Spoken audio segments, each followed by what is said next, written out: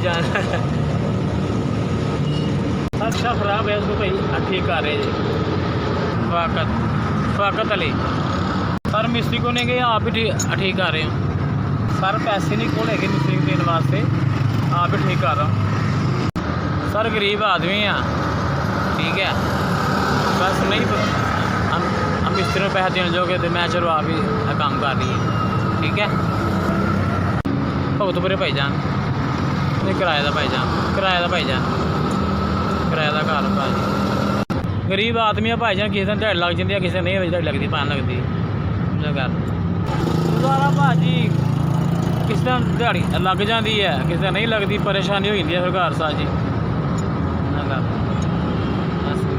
छोटे छोटे बच्चे ने भाई की गुजारा किस तरह की कहना भाजी जी। किस्तां गड्डी लाई सी भाईजान, इदा किस्तां नहीं भान पूरी हुई तो बाडी का हाल भी गड्डी का हाल कि पिछों भान की होया नहीं हालात भाजी। पैसे देते भाई और की करिए, गड्डी नहीं डर लगता है भाजी बहुत, गड्डी पिछे ना रही है किते अपने हालात तो ठीक है।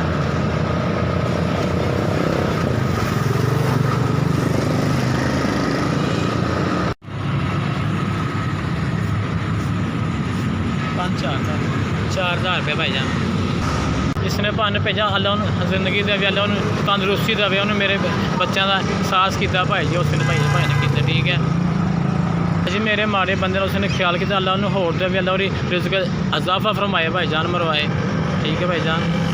तंदरुस्ती देवे मेरी दुआवां ने, मेरी बच्चे ने भी दुआवां ने भाई उन्होंने भाईजान है समझो। घर जाके बच्चों को दुआ भी और भानों करवावांगे इंशाल्लाह जाकर घर, जो बच्चे नमाज पढ़नगे इंशाल्लाह तो उन्हें दुआवां करवाऊँगा जाकर भाई जी घर।